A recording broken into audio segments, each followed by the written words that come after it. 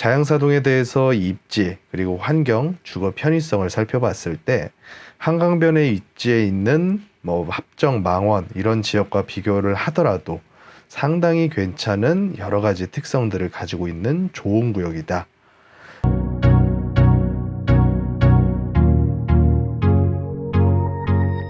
안녕하십니까. 부동산 분석하는 부동산 캣입니다. 이름이 부동산 캣인 이유는 별다른 이유는 없고 제가 고양이를 좋아해서 부동산 캣입니다. 영상은 이렇습니다. 영상에서는 이제 많은 분들이 부동산에 대해서 투자로서 관심을 가지고 계시는데 실제로 이것을 분석을 해서 부동산 투자로 접근을 하시는 분들이 흔치가 않더라고요. 조금 더 스마트한 분석을 통해서 수치적으로 어떤 식으로 접근하는 게 맞을 것인지를 분석을 해볼 것이고, 조금 어려운 내용이 많이 담겨 있을 수도 있습니다. 그래서 정비구역, 예를 들어서 재개발이라던가 재건축 같은 일반인 입장에서 쉽게 접근하기 어려운 상품들을 위주로 해서 투자 접근 방법에 대해서 분석을 해볼 거고, 오늘 같은 경우는 가장 최근에 관심이 많고 핫한 지역인 자양동에 대해서 분석을 한번 해보겠습니다. 내용을 한번 보자면 제 분석 방법은 이렇습니다. 기존에 있었던 많은 데이터들을 취합을 해서 분석을 위한 데이터를 구축을 해야 됩니다. 그래서 이를테면 그 해당 구역 내에 있는 개별 필지별 지번들을 수작업으로 다 일일이 딴 다음에 개별 필지에 대한 건축물 대장 그리고 토지 대장 같은 로 데이터들을 개별 필지별로 매칭을 시킵니다. 그것을 통해서 구역을 쪼갤 건 쪼개고 또 합칠 건 합치고, 그래서 예상되는 구역들 위주로 해서 전반적인 아파트에 대한 대략적인 설계 분석, 그리고 단지 및 세대 구성, 가장 마지막으로는 이제 비용과 수익을 분석을 해서 투자로서 적정한 가격이 어느 정도 수준일 것인지까지 산출하는 과정이 되겠습니다. 자양사동은 이렇습니다. 뚝섬유원 지역이 가장 가까운 역이고, 또 서쪽으로는 성수동과 붙어있는 한강변에 위치한 구역이라는 특징이 있고요. 그 인근 지역들을 보면 자양 1구역 재건축이 되어서 지금 2주 철거가 끝나고 분양까지 끝나서 공사가 진행되고 있는 구역이 있고요. 또 동쪽으로는 기존에 지어진 자양동 내에 있는 주상복합 약간 오래된 연식의 아파트들이 이쪽 자양사동 동쪽에 위치해 있고요. 또 이제 북쪽으로 조금만 올라가다 보면 이쪽 구역에는 이제 최근 들어서 지역주택조합 추진해가지고 분양한 이제 거의 다 준공이 떨어진 아파트들도 위치해 있고, 북쪽으로 한 500m 정도 올라가게 되면 거기는 이제 건대 입구역이 있죠. 그래서 건대 입구역에는 건대 대학병원도 위치해 있고 또 주변 상권들, 이런 부분들 때문에 편의성은 굉장히 좀 괜찮은 그런 지역이라고 보시면 될 것 같습니다. 면적도 상당히 넓은데 전체 이 자양사동 전체를 가지고 구역 면적을 재보면 7만 평이 넘는 굉장히 거대한 면적의 그런 사업지라고 보시면 될 것 같습니다. 토지 용도 지역은 1종 일반 주거지역부터 준주거까지가 혼합되어 있는 형태인데, 가장 많은 주거지역은 이 안쪽에 있는 2종 일반 주거지역이 가장 많은 비중을 차지하고 있다고 보시면 될 것 같고요. 입지 조건도 상당히 괜찮습니다. 7호선 뚝섬유원 지역을 이용을 해서 강남 일대까지 5분 10분이면 빠르게 접근이 가능하고, 또 자가를 이용을 하더라도 이쪽 밑에 새길을 이동을 해서 영동대교 쪽에서 유턴을 해서 이렇게 강남으로 나올 수도 있고, 또 아니면 이쪽 위쪽으로 해서 좌회전 통해서 영동대교를 통해서 강남까지 손쉽게 접근이 가능합니다. 또 편의시설 같은 경우는 한강공원 접근성이 굉장히 우수한 한강변 지역이라고 보시면 될 것 같고, 또 아까 말씀드린 것처럼 병원이라던가 건대 입구역 일대 상업시설이라던가 이런 부분들을 이용하기가 상당히 용이한 지역이다, 이렇게 생각을 하시면 될 것 같습니다. 최근 이 지역 일대의 건축행위의 가격대를 한번 보면 아까 말씀드렸던 이쪽에 자양 1구역 재건축구역이 34평 분양가가 10억에서 11억 정도로, 지금 기준에서 보면 불과 1년여 가량 밖에 흐르지 않았지만 굉장히 저렴해 보이는 분양가죠. 이것 이외에도 현재 해당된 요 자양 4구역 내에 이름은 자양 6구역이니 이런 식으로 해서 지역주택조합 같은 형태로 전체의 구역을 다 아우르지는 않고 약간은 좀 작은 규모의 개발 행위를 추진은 하고 있습니다. 물론 잘 아시다시피 지역주택조합이라는 사업이 절대로 언제까지 얼마에 완성이 될 것이다를 확신할 수 없는 사업이기 때문에 추진이 어떻게 될지 여부는 아직도 결정은 안 났다라고 보시면 될 것 같고, 과거 이 구역이 핫했었던 이유는 예전 최근 오세훈 시장 당선됐을 때 말고 2006년부터 2011년 사이 오세훈 서울시장, 그때 당시 서울시장께서 한강 르네상스 계획을 발표를 하시고, 또 구이자양 유도정비 구역이라는 지구로 이쪽 일대를 묶어서 한강변 고층 개발을 가능하게끔, 그래서 35층 층수 제한을 풀고 50층까지 건축행위가 가능한 대신에 뭐 성수동 같은 경우는 반대급부로 이쪽에다가 이렇게 덮개공원을 만들어라, 이런 식의 행정계획을 짰었던 적이 있었죠.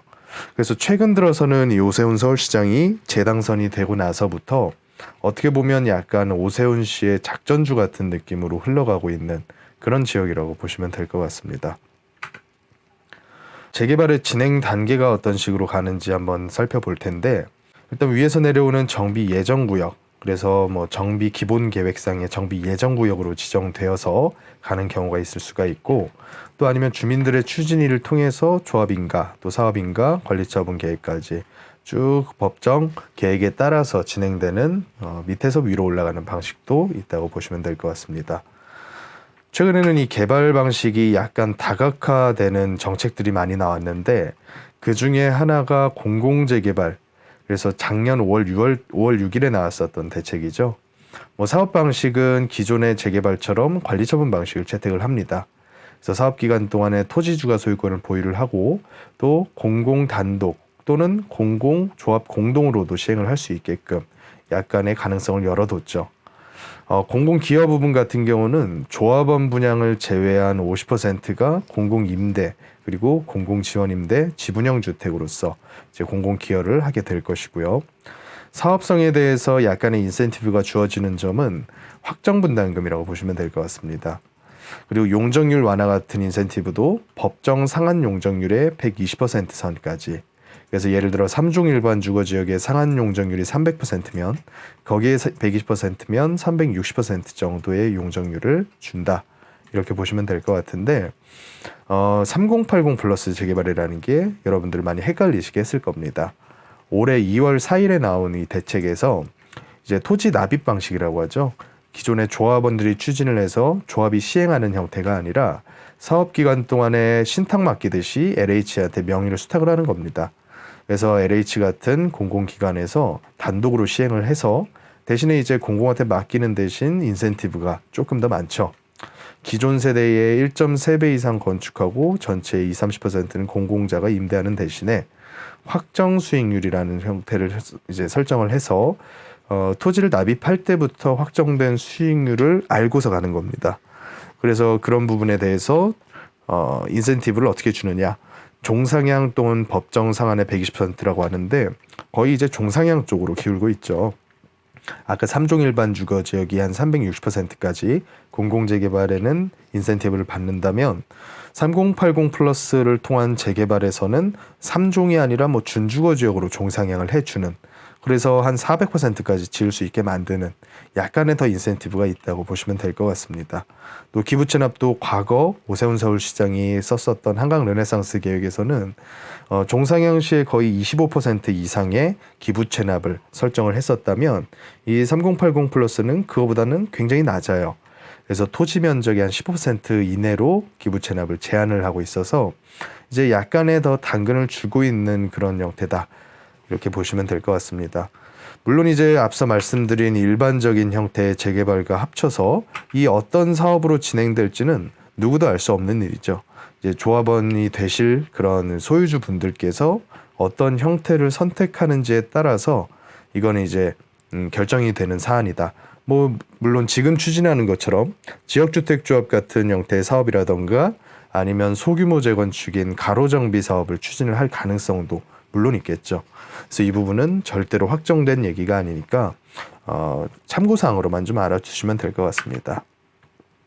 자, 개발 진행에 대해서 한번 대략적으로 시나리오를 한번 짜보는 거죠. 이게 정해졌다는 건 아니고 이런 식으로 하면 어떨까, 또 이런 식으로 하면 어떨까, 각각의 시나리오를 한번 짜보면 이 위쪽에 있는 구역들이 이제 노후된 정비로서 진행돼야지만 하는 그런 구역이라고 보시면 될 것 같고, 이 밑에 있는 이런 작은 구역들은 이제 소규모 개발로서 진행이 돼야지만 가능하다.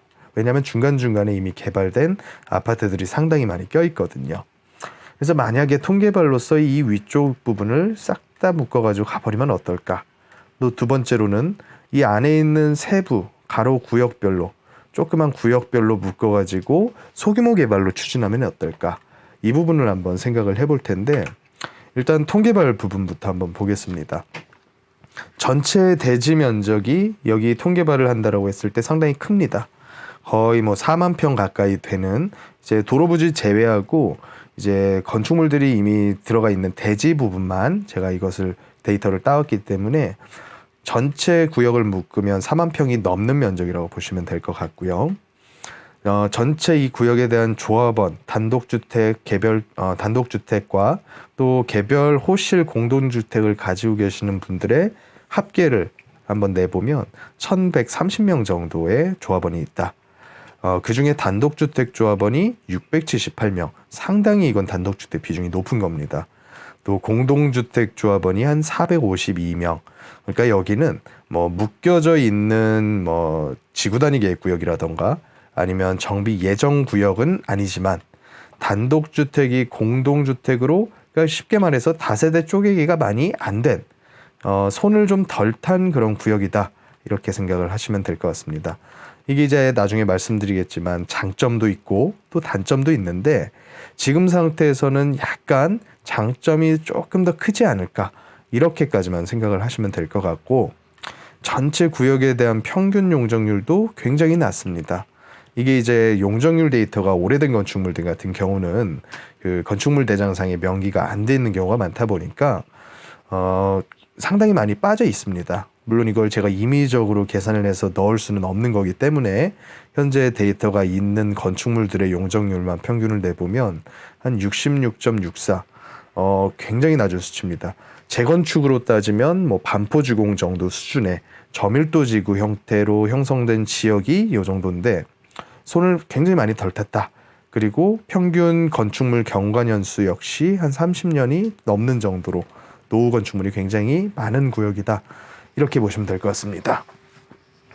자, 건축물 주 용도별 그 대지 면적을 얼마씩 차지하고 있는지를 한번 보면 물론 이제 단독주택의 비중이 가장 큽니다. 전체 이만한 구역 중에서 단독주택이 거의 60%를 차지하고 있고 약간 일부 개발된 공동주택이 한 13% 정도 또 일종 이종 근생 통건물이 한 17% 정도를 차지하고 있고 뭐 주차장, 뭐 종교시설 이런 약간 기타 성격의 부지들이 한 10%를 차지하고 있다. 이렇게 보시면 될 것 같은데 전체 통계발로 갔을 경우에 단점, 단독주택이 많았을 때 아까 장점 같은 경우에는 일단 조합원들의 동의만 전반적으로 다 얻을 수만 있다면 단독주택 소유주 분들은 그 한 토지를 한 조합원이 가지고 있습니다. 그렇다 보니까 구역은 넓은데 조합원은 적으니까 그 조합에서 받을 수 있는 개발 이익이 굉장히 커질 수가 있다는 거죠. 그래서 일반 분양분을 많이 뽑아낼 수 있고 또 그걸 비싸게 팔 수 있는 여건이 조성이 되니까 그런 점은 장점이라고 볼 수가 있는데 단점은 이 단독주택 가지고 계신 분들이 누구겠습니까? 이 동네에서 몇십 년 살면서 월세 받고 또 상가로도 일부 임차하고 또 주택 전세 주고 그러면서 본인도 위층에 거주하고 그러니까 본인의 거주와 약간의 월세, 본인의 소득까지도 이 건물 하나 가지고 다 책임을 지고 있었던 그런 연세 드신 분들이 많으신데 그분들한테 이렇게 얘기를 하는 겁니다. 자, 이거 다 때려 부수고 33평짜리 아파트 혹은 40평대 아파트 하나 주고 추가로 청산금 뭐 1억, 2억 이렇게 돌려줄 테니까 당신 건물 부수고 개발합시다. 이렇게 얘기하면 그 연세 드신 분들이 뭐라고 하냐면 나 주거들랑 해라. 이렇게 하시는 경우가 굉장히 많거든요.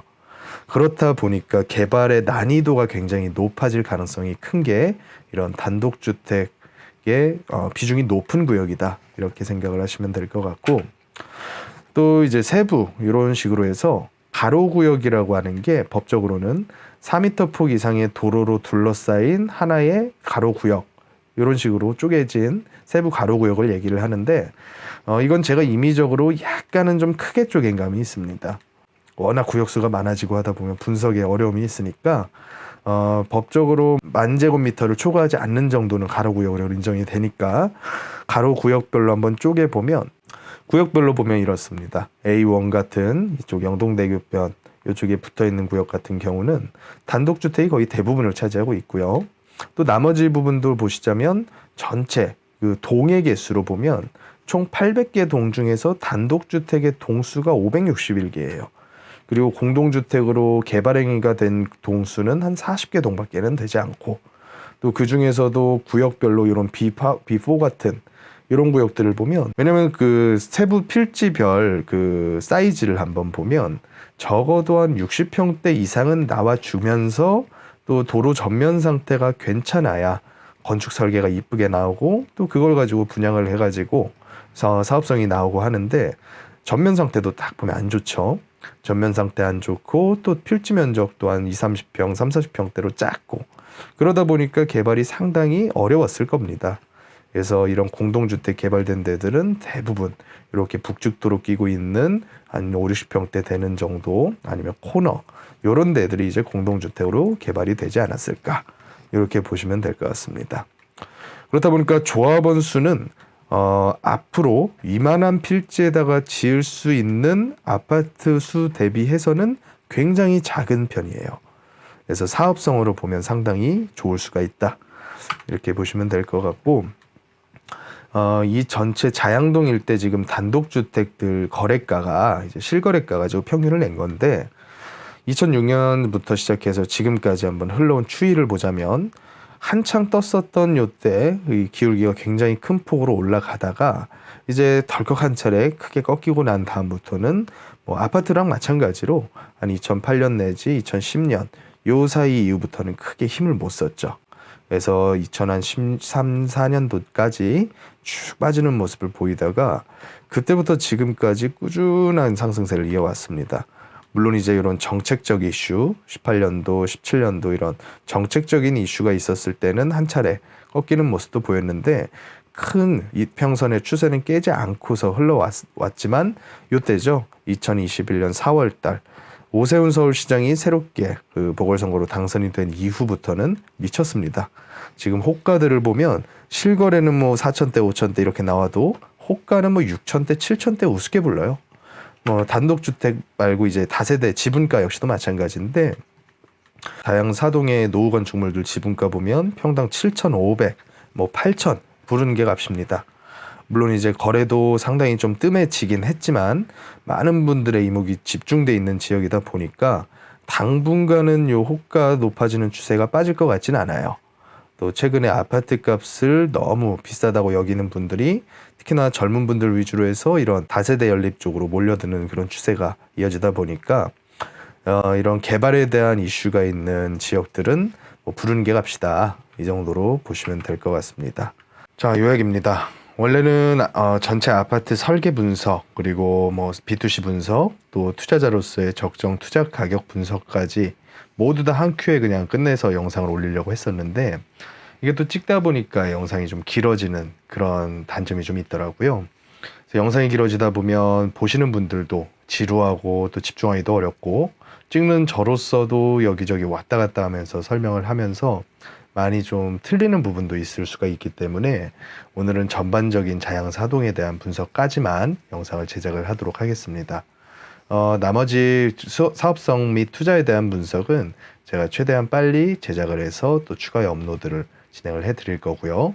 일단 1편에 대한 요약을 간단하게 해보자면 자양사동에 대해서 입지 그리고 환경, 주거 편의성을 살펴봤을 때 한강변에 위치해 있는 뭐 합정, 망원 이런 지역과 비교를 하더라도 상당히 괜찮은 여러 가지 특성들을 가지고 있는 좋은 구역이다. 또 아파트로 만약에 개발을 하게 되었을 경우에 굉장한 저밀도를 자랑하고 있는 구역이기 때문에 사업성이 꽤나 훌륭할 수가 있다. 단점은 이렇습니다. 단독주택 비중이 앞서 설명드린 것처럼 너무나 높다 보니까 사업성은 좋을 수가 있어도 개발의 난이도는 굉장히 높을 수가 있다라는 점이죠. 그래서 이 개발에 대한 난이도는 그 세월을 많이 요구를 하기 때문에 지금 투자하시는 분들은 예를 들면 뭐 많은 대출을 끌어다가 매입을 한다던가 아니면 뭐 다주택으로서 세금 비용을 많이 높인 상태에서 매입을 하는 것은 그리 추천해드리고 싶지는 않다. 아주 장기간 표류할 가능성도 있는 그런 특징을 가지고 있다고 보시면 될 것 같고, 또 이제 건축 행위 제한이 전혀 걸려 있지 않은 구역입니다. 예를 들어서 언제든지 단독주택 소유주 분들께서 본인 토지에 대해서 건축 행위를 하겠다, 다세대를 올리건 아니면 다가구로서 건축 행위를 하건, 이런 새로운 건축 행위가 계속해서 일어날 수 있는 그런 특징이 있는 구역이기 때문에, 이런 건축 행위가 있다 보면 예를 들어 단독주택 하나를 부셔서 다세대를 올리더라도 한 명의 조합원이 10명, 12명으로도 늘어날 수가 있는 거거든요. 그래서 지금 계산하고 있는 이런 사업성에 대한 부분들 역시 그에 따라서 상당히 많이 틀어질 수도 있는 그런 특징을 가지고 있다. 여기까지 오늘의 영상에 대한 요약이었습니다.